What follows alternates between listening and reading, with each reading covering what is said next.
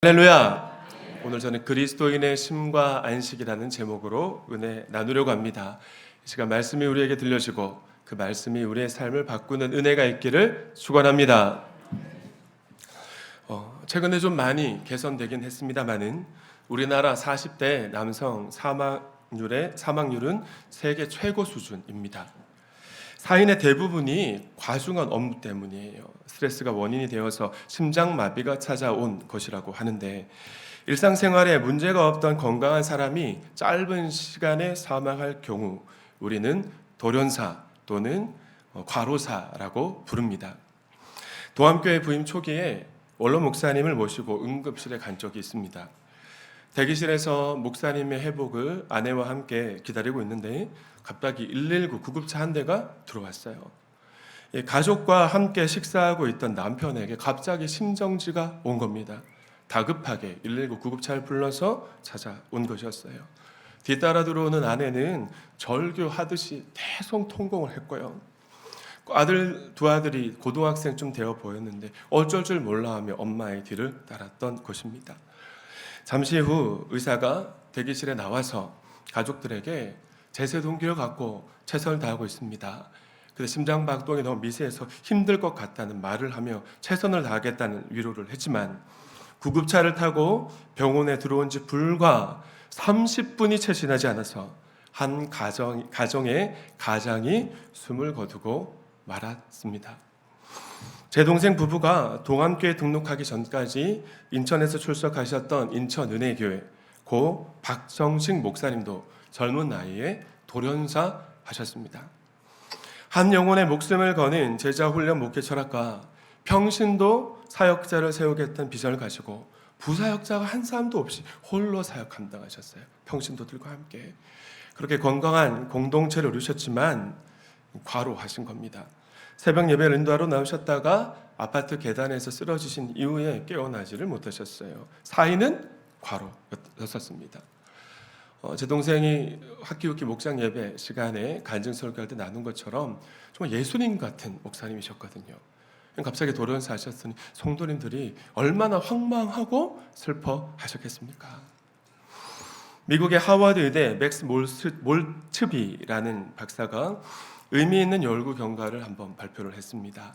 휴가를 단축하거나 직장 일을 직장에서 끝내지 않고 집에까지 가지고 가서 하는 사람들에게 심장마비나 위장병과 같은 성인병이 더 많이 발생하더라라는 보고 결과였어요. 또 미국 볼티모어의 존 사이즈모어라는 사업가는 직원들을 대상으로 분석해 봤습니다. 노동과 능률의 상관관계를. 그랬더니 휴가를 안 가고 돈으로 대신 보상받은 직원들, 쉬지 않고 일하는 분들이잖아요. 그런 이분들의 생산성이 저조하더라는 거죠. 병가가 늘어날 뿐만이 아니라 퇴사율까지 높았습니다. 겉으로 보기는 열심히 일하는 것처럼 보였지만 사실은 회사에 더 많은 손실을 끼치는 사원들이었다는 그런 연구 결과를 놓은 연구 결과를 본 적이 있습니다. 이제 저도 노안이 찾아와서요. 온종일 설교 준비를 하거나 삶 공부 준비를 하면 눈이 침침해져요. 그래서 글씨가 잘 안 보이고 그렇습니다. 무엇보다도 내 CPU가 잘 안 돌아갑니다. 그래서 논리적으로 글이 잘 안 써지고요. 컴퓨터 화면을 쳐다보고는 있지만 진도가 제 마음처럼 나가지 않더라고요. 그래서 그때는 과감하게 이제 덮습니다. 아침 일찍 일어나서 다시 시작하곤 하는데, 그러면 몇 시간 동안 책상에 앉아 있는데도 불구하고 지지부진했던 글쓰기가 불과 몇십 분 만에 정리되는 정말 초자연적인 역사를 제가 매주 경험하고 있어요. 오늘 아침에도 설교 원고 수정해서 현재찬 목사님에게 전달했던 것 같습니다. 사랑하는 여러분, 위대한 작곡가 요한 세바스찬 바흐의 웅장한 오르간 음악들은 그의 손이 오선지 위에서 바쁘게 움직여지는 시간에 만들어지지 않았습니다. 이따금 그가 가족들이 깊이 잠든 밤에 홀로 숲속을 산책할 때 떠올랐던 겁니다. 별들과 대화할 때, 나무들과 사귈 때 악상이 떠올랐다고 그가 고백하는 모습을 봤어요. 일할 때는 열심히 일하고 쉴 때는 잘 쉬는 사람이 일의 능률이 높을 줄 믿습니다. 건강하게 더 큰 일을 할 수 있는 것입니다. 왜일까요? 하나님께서 우리 인간을 지으실 때 쉼과 안식이 필요한 존재로 지으셨기 때문이에요. 휴가 없이 쉬지 않고 일하는 것을 부지런한 가장으로 사람으로 오해하지 않을 수 있었으면 좋겠습니다. 아멘이시죠? 2024년 전반기 동안 열심히 일한 우리에게 필요한 것은 첫째, 육체의 쉼입니다. 뭐가 필요하다고요? 육체의 쉼이 필요합니다. 누가복음 21장은 예수님께서 이 땅에 보내신 마지막 주간인 순환 주간 가운데 세 번째 날이 엘에 행하셨던 예수님의 삶을 묘사하고 있습니다. 37절 말씀을 함께 읽어주실까요? 시작.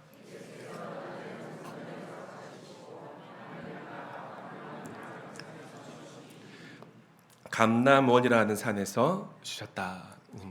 먼저 낮에는이라고 번역된 헬라어 단어는 매일같이, 이 매일같이라는 뜻을 가진 단어입니다. 예수님은 매일같이 낮 시간에는요 성전에서 가르치셨습니다. 그리고 밤에는 감람원이라는 산에서 쉬셨는데 이것이 예수님의 삶이었어요. 이 매일같이라는 표현이 등장하고 있으니까요. 며칠 후 십자가에 달려 죽으실 것을 예수님은 알고 계셨음에도 불구하고 하루하루 매일같이 성실한 삶을 사셨던 것입니다. 할렐루야. 그런데 신약 교회로의 회복을 꿈꾸는 가정교회의 비전이란 무엇일까요? 저를 따라하겠습니다. 예수님처럼 살고 예수님과 함께 사는 삶이다. 사는 겁니다. 삶이에요. 매일같이 예수님처럼 살고요, 예수님과 함께 살아가는 공동체, 이 평신도들을 세워가는 것이 가정교회의 비전이라는 것입니다. 이것은 곧 예수 믿고 새로운 피조물이 되었다는 말과 같아요.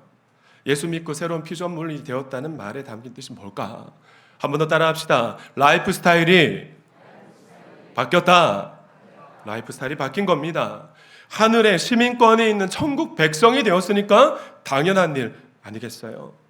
세상 사람들과는 다른, 예수 믿기 전에 살았던 라이프 스타일과는 전혀 다른 성경에 기록된 하나님의 백성다운 삶의 모습으로 변화가 시작된 것입니다. 여러분들처럼 주일에는 아침 일찍 일어나서 주일 연합 예배로 모이고요, 주일만 모이는 것이 아닙니다. 삶이니까. 평일에는 삶 공부와 목장 모임으로 모이는 것이 일상의 삶이 된 천국 백성이 된 것이에요. 이것이 거듭났다는 의미인 것입니다. 사랑하는 도안가족 여러분, 여러분은 여러분의 삶의 스타일이 바뀌었다는 사실을 믿으실 수 있기를 바랍니다.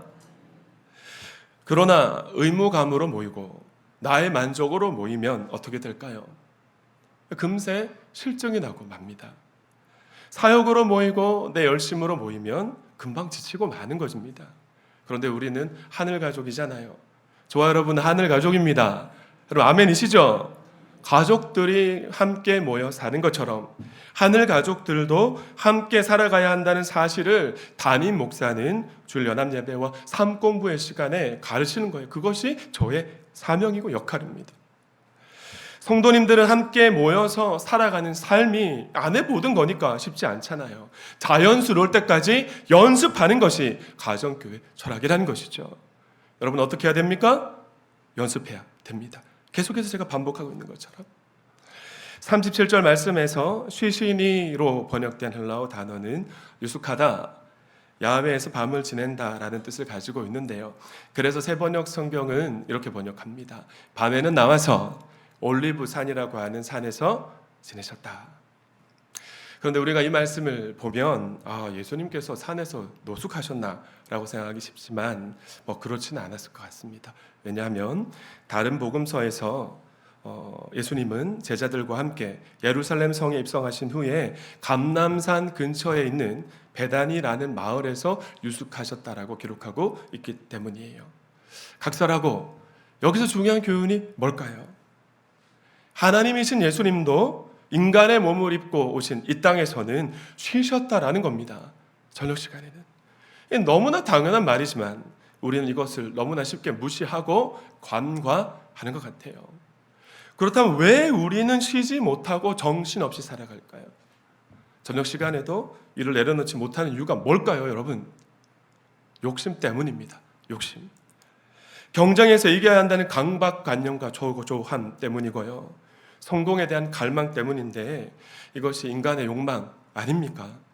인간의 욕망이 언제나 문제인 것 같아요. 언제나 세상은 우리에게 이렇게 외칩니다. 아무개 너 지금도 많이 뒤처졌어.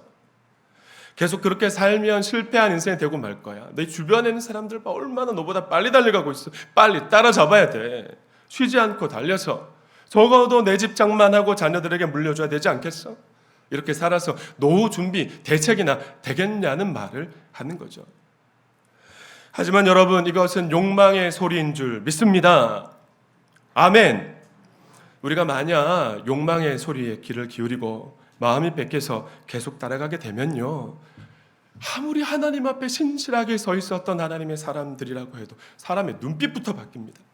언젠가부터 하나님의 소리가 들리질 않아요. 하나님 말씀을 읽거나 설교 말씀을 들어도 감동도 없고 삶의 변화도 없는 것이죠. 대구에서 사역할 때 작은 사업을 하면서 힘들어하는 성도님이 계셨습니다.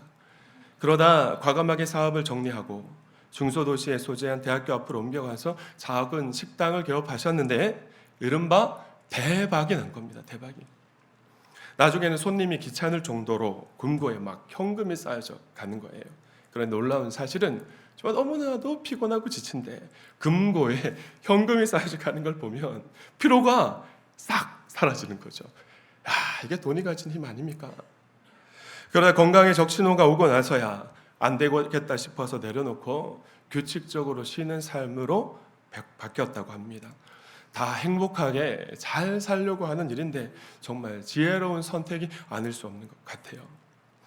고속도로에서 휴게소를 만들어 가지고 2시간 이상 운전은 피하라고 안내판에 붙이고 권고하는 것처럼 열심히 일했다면 무조건 쉬는 삶이 우리에게 필요할 줄 믿습니다. 몸이 상하는 줄도 모르고 쉴 틈 없이 일하다가 건강을 잃어버리는 사람들이 우리 동암교회 안에는 한 사람도 없기를 축원합니다. 축원합니다. 열심히 일한 우리에게 필요한 것 두 번째는 저를 따라 하실까요? 영혼의 안식. 영혼의 안식입니다. 자, 그럼 영혼의 안식이란 무엇일까? 37절 말씀 함께 읽어주실까요? 시작.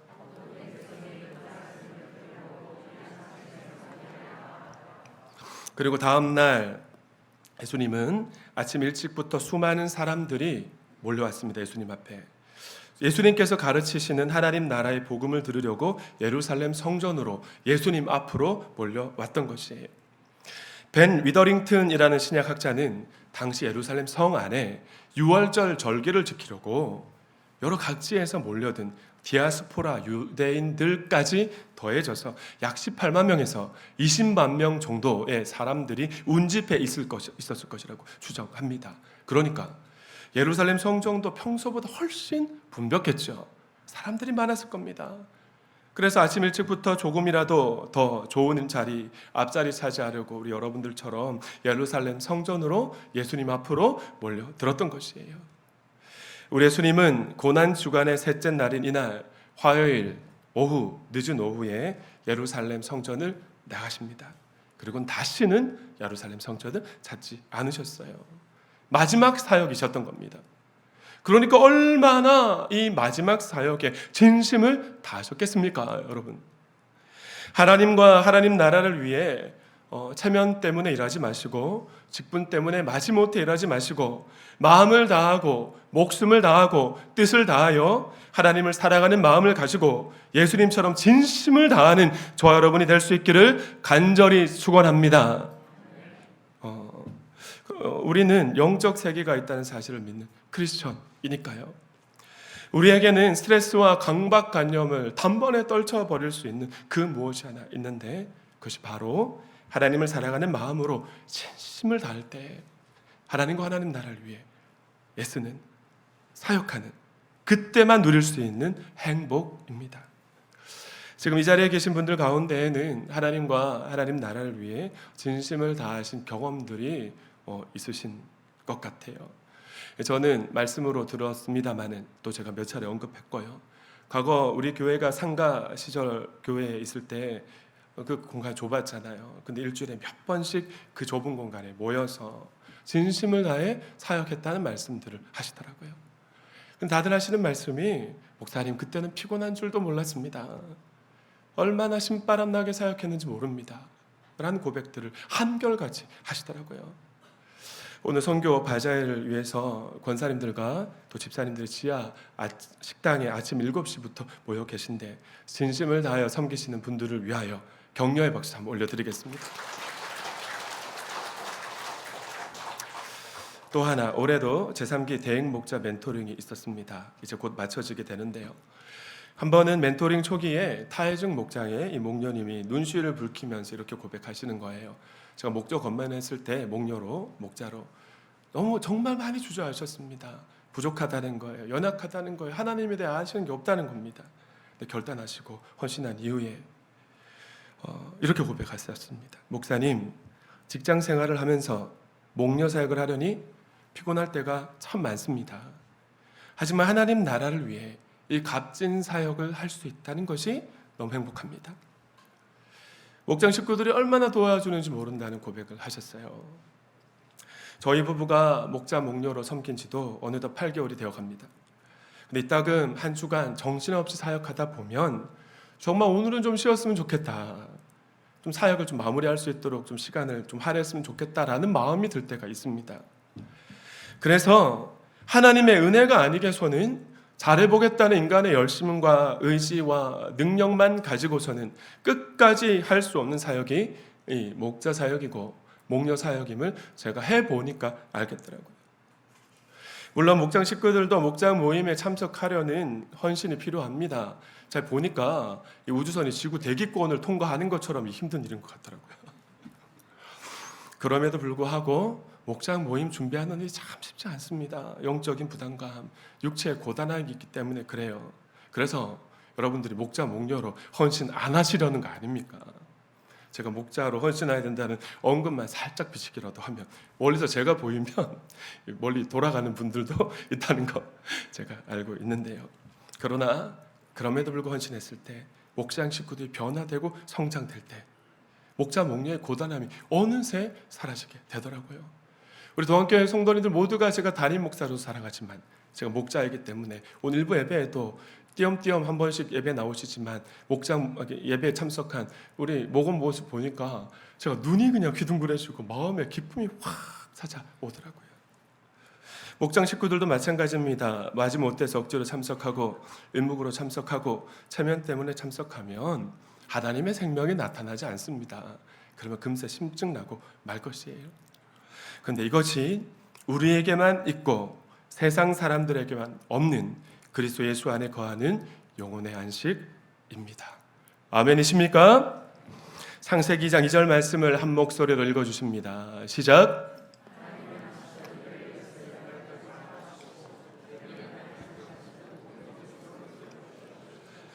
몇 차례 말씀드린 바 있지만 창세기 2장 2절 말씀에서 쉬셨다. 개역개정 성경에서는 안식하셨다로 번역하고 있는 히브리어 단어는 우리가 생각하는 그런 쉼이 아닙니다. 첫 번째 육체적 쉼이 아니라는 거예요. 창세기 2장 2절의 쉼을 우리는 육체적 쉼이라고 생각하기 쉬운데요. 우리가 생각하는 그런 육체적 쉼은 휴식하다, 그치다, 멈추다라는 뜻을 가진 누하흐라는 단어입니다. 하지만 이 말씀 9절에서 쉬셨다, 안식하고 하셨다로 번역하고 히브리어 단어는 샤바트라는 단어거든요. 전쟁이 그치다, 완성하다, 충만하다라는 뜻을 가지고 있어요. 이 말씀에 대입하면 하나님께서 여세 동안 더 이상 손댈 것이 없도록 온 우주 만물을 완성하셨다는 뜻입니다. 그리고 일곱째 날에 이제 안식하신 거죠. 그러나 엄밀하게 말씀을 드리면 하나님은 일곱째 날인 지금도 일하고 계신 줄 믿습니다. 하나님 일하고 계세요. 하나님 열심히 있으시잖아요. 다만 여섯째 날까지 하신 일과 성격이 다를 뿐입니다. 만약 태초에 하나님께서 일곱째 날에 모든 일을 중단하셨다고 우리가 생각하는 쉼을 가지셨다고 생각해 보십시다. 우주 만물을 돌보지 않으시고 휴가를 떠나버리셨다면 어떤 일이 벌어졌을까요? 지구의 온도가 한 2도만 올라간다고 해도 지구상의 환경이 완전히 달라진다고 하는데 얼마 가지 못해서 피조 세계는 완전히 파괴되고 말았을 것입니다. 그래서 출애굽기 20장 8절 말씀이 안식일을 기억하여 그날을 거룩하게 지켜라 라고 말씀하고 있는데 한 목소리를 읽습니다. 시작. 그러면 성경에서 거룩하게 되었다라고 표현하고 있는 이 말씀 의미가 뭘까? 저를 한 번 더 따라합시다. 구별되었다. 구별되었다는 의미입니다. 구별되었다는 것은 하나님과 하나님 나라를 위해 드려졌다는 거예요. 그렇게 구별되었다는 겁니다. 오늘 찬양팀이 사용하는 악기, 거룩한 예배를 위해 구별된 겁니다. 그래서 거룩하게 된 것이에요. 만약 하나님 나라를 위해 쓰여지는 예배 도구가 되지 않았다면 세상 노래 연주한테 쓰여졌지 않겠습니까? 창세기 2장 15절 말씀을 보면 우리 안식이 더욱 분명해지는데 함께 읽어주실까요? 시작.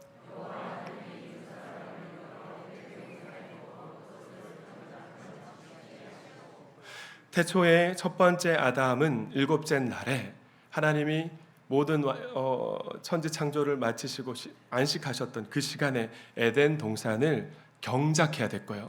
이게 첫 번째 사명이었습니다. 두 번째는 에덴 동산의 악한 것들이 침범하지 못하도록 지켜야 됐습니다. 제사장의 사명이 바로 이것이었어요. 에덴 동산 안에서 에덴 동산을 경작하고 지키는 것이 하나님께서 천지 창조를 완성하시고 구별하여서 거룩하게 하신 안식의 의미였다는 것입니다. 유대인들이 토요일에 지켰던 안식일이 신약 교회가 예수님께서 부활을 하신 주일로 변경하여 지켰고 그 전통을 우리가 지금 이어오고 있는 거죠. 여러분, 제가 오늘도 강조하고 부탁을 드립니다. 주일은 나의 나라를 위한 날이 아닙니다. 나의 나라를. 두 번째 아담으로 이 땅에 오신 예수님의 손과 발이 되어서 하나님 나라를 경작하고 지키기 위해 진심을 다하는 날이 바로 오늘 주일이라는 사실을 믿으실 수 있었으면 좋겠어요. 아멘이시죠? 하나님 나라를 위한 날이라는 겁니다. 하지만 비단 일주일의 하루인 주일뿐만이 아니라 일상의 삶에서도 그러해야 해요. 하나님과 하나님 나라를 위해 진심을 다하는 삶을 살아가는 것이 성경이 말씀하는 안식이라는 사실입니다. 너무나 놀라운 사실이 무엇입니까? 참된 안식을 누리고 있으면요, 피곤한데 지치지가 않습니다. 힘들지만 왠지 모를 뿌듯함이 있더라고요. 지난 금요일과 토요일 타이중 목장 목녀 멘토링 마치면서 목장 참관하는 시간을 야유회 초청받아서 제가 아내와 함께 다녀왔습니다. 1박을 하는데 일을 마치신 분이 그 장소로 와서 그 식사를 함께 나누고 감사 나눔 진하게 은혜 가운데 하고, 그리고 나서 빨간 눈을 해가지고 피곤하잖아요. 그거 안 하려고 이제 목장 모임 안 하는 건데, 그러면서 윷놀이 하면서 교제하고 웃고 정말 즐겁게 교제하는 시간을 가질 때 마음에 행복감이 밀려오더라고요. 그걸 가지고 세상으로 나아갈 때 우리가 세상을 이길 수 있다는 것입니다. 그리고 이것이 그리스도 예수 안에 거하는 신비이고 능력인 줄 믿습니다. 할렐루야. 참된 안식의 의미를 닮은 찬양이 있는데 그 가사 여러분에게 좀 알려드리기 위해서 우리 힘차게 한번 박수 치시면서 익숙하지 않으실 수 있지만 함께 찬양해 보겠습니다.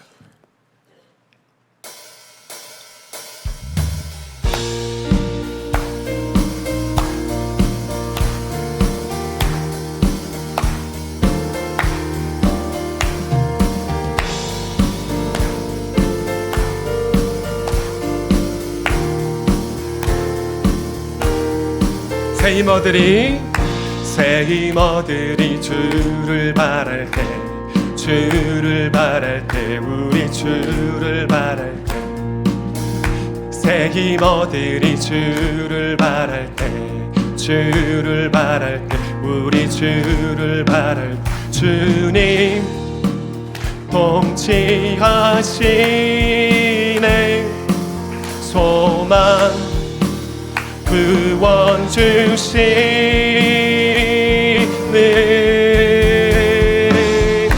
당신은 영원하신 주, 내 영원하신 주, 지치지 않으 주님, 약한 자 방패 되시며 위로자 되신 주, 독수리 같은 힘 주시네.